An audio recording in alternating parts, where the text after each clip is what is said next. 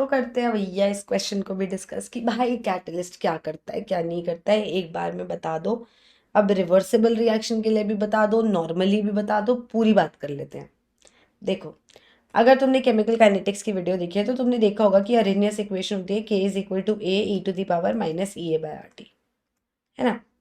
जहाँ पे ई होता है एक्टिवेशन एनर्जी, ए होता है प्री एक्सपोनेंशियल फैक्टर, आर होता है यूनिवर्सल गैस कांस्टेंट, टी होता है टेम्परेचर और के होता है रेट कांस्टेंट। ये बात हो चुकी है। इक्विलिब्रियम कांस्टेंट, अगर मैं रिवर्सिबल रिएक्शन की बात कर रही हूँ, A gas gives to B gas मान लो, ठीक है। तो इक्विलिब्रियम कांस्टेंट होता है rate constant of forward reaction upon rate constant of backward reaction, या फिर concentration of products raised to the power their stoichiometric coefficient upon concentration of reactant raised to the power their stoichiometric coefficient। ये वाली बातें अपन लोग को पता है। अब कैटलिस्ट क्या करता है किसी भी रिएक्शन में जाके, कैटलिस्ट ना एक ऑल्टरनेट पाथवे देता है।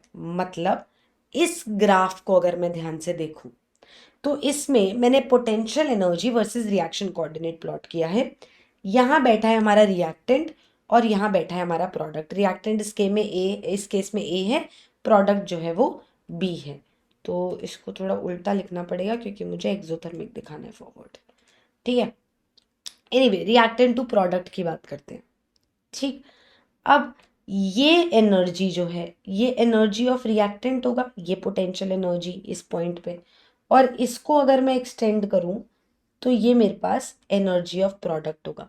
पहले थर्मोडायनामिक्स में घुसते हैं और पूछते हैं कि ये रिएक्शन की शक्ल देख के, ये ऐसे जो मैंने पहाड़ी बनाई है और ये जो भी दिख रहा है मुझे ये ग्राफ, इसको देख के मैं बता सकती हूँ कि रिएक्शन एक्सोथर्मिक था या एंडोथर्मिक। ये जो भी है इसके अकॉर्डिंग क्या मैं बता सकती हूँ कि रिएक्शन एक्सो था या एंडोथर्मिक। तो अगर मैं इसकी शक्ल ध्यान से देखूं तो मेरे को समझ आ रहा है कि यार प्रोडक्ट की एनर्जी कहीं यहाँ है, रिएक्टेंट की कहीं यहाँ है, और delta H of the reaction होता है ईपी माइनस ई आर। तो ये वैल्यू नेगेटिव ही आएगी, ईपी कम वैल्यू है, ई आर ज्यादा वैल्यू है, माइनस होने वाली चीज ज्यादा है। तो ये एक एक्सोथर्मिक रिएक्शन है। बहुत बढ़िया, एक्सोथर्मिक का ग्राफ है और इनके बीच का एनर्जी गैप जो है वो हो जाएगा डेल्टा एच। तो ये गैप हो जाएगा delta H of the reaction, right. Delta H को और किस टर्म्स में पढ़ा जाता है, एक्टिवेशन एनर्जी। समझना, एनर्जी ऑफ रिएक्टेंट आ गया, एनर्जी ऑफ प्रोडक्ट आ गया, ठीक है। हमने काइनेटिक्स में अभी अभी रिकॉल करा है, बिल्कुल ताज़ा ताज़ा, कि अगर हमें कोई रिएक्शन कराना है तो रिएक्टेंट मॉलिक्यूल्स आपस में टकराते हैं, पर हर टकराना जो है वो प्रोडक्ट नहीं देता है। इफेक्टिव कोलिजन्स होनी चाहिए, ओरिएंटेशन वाइज भी, एनर्जी वाइज भी। तो अगर रिएक्टेंट को प्रोडक्ट बनाना है तो उसको एक एनर्जी बैरियर क्रॉस करना पड़ेगा, और अगर प्रोडक्ट को रिएक्टेंट बनाना है तो उसको भी एक एनर्जी बैरियर क्रॉस करना पड़ेगा, करेक्ट। और वो एनर्जी बैरियर ये दिख रहा है। तो ये जो मैक्सिमम एनर्जी है यहाँ पे, जहाँ पे बॉन्ड्स बनते टूटते हैं, जहाँ पे ट्रांजिशन स्टेट होती है, ये जीरो से लेके ये वाली चीज को थ्रेशोल्ड एनर्जी कहते हैं।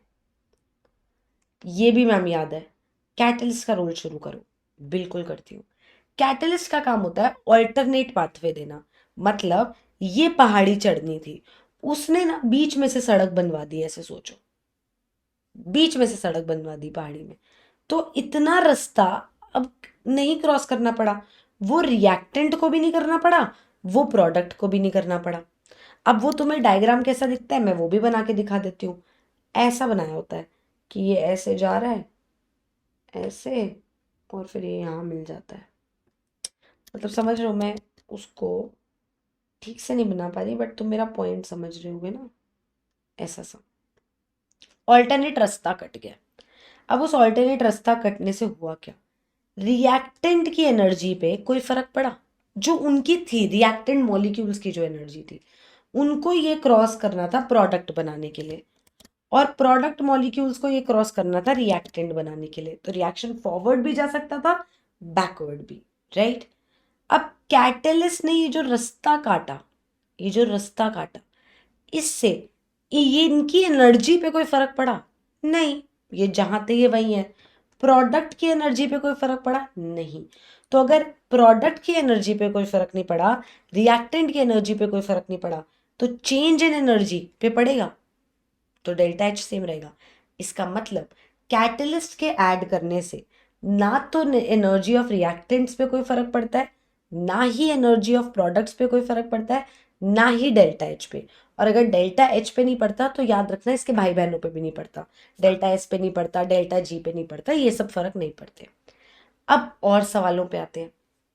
दूसरा सवाल, एक्टिवेशन एनर्जी पे फर्क पड़ता है।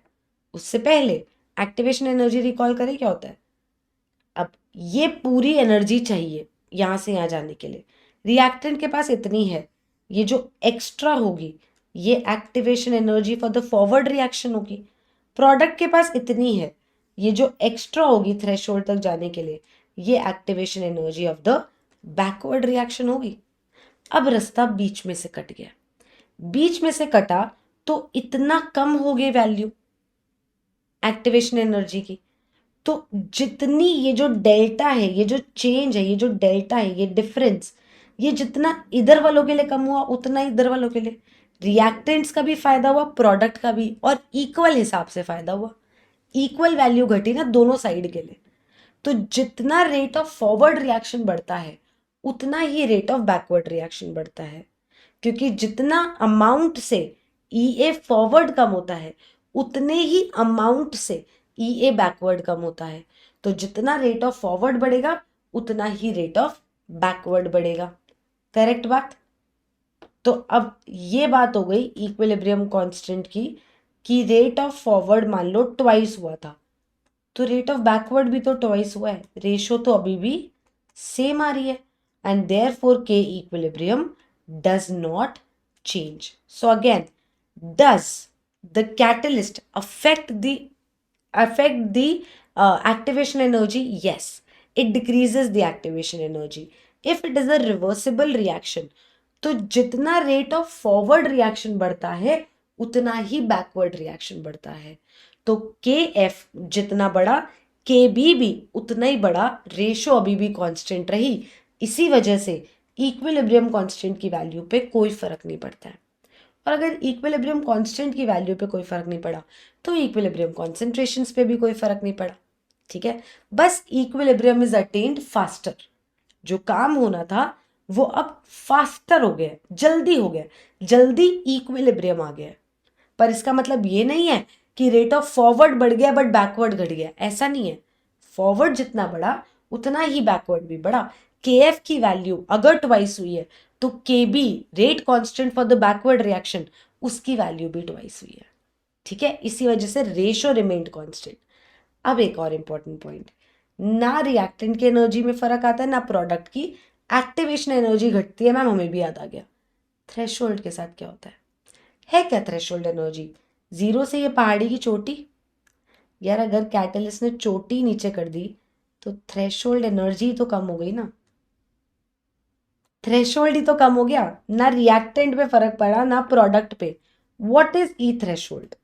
ई threshold is activation energy plus energy of reactant, या फिर E threshold is activation energy for the backward reaction plus energy of product. ना ये बदल रहा है ना ये बदल रहा है, ये कम कैसे हो रहा है फिर? अगर ई आर बदल नहीं रहा, ये वैल्यू कम कैसे, अचीवेबिलिटी कम कैसे हुई? क्योंकि थ्रेशोल्ड भी तो कम हुआ है। तो does a catalyst affect the activation energy? Yes. Does a catalyst affect the activation energy of both the forward and backward reactions? Yes, by equal amount. ये जब पहाड़ी कटी ना बीच में से तो इसका भी फायदा हुआ और इसका भी फायदा हुआ। Understanding my point?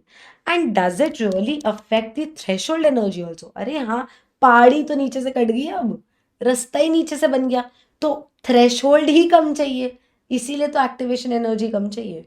बट क्या energy of reactants and products पे फर्क आता है? I hope you got the point. मिलते हैं अगली वीडियो में। बाय।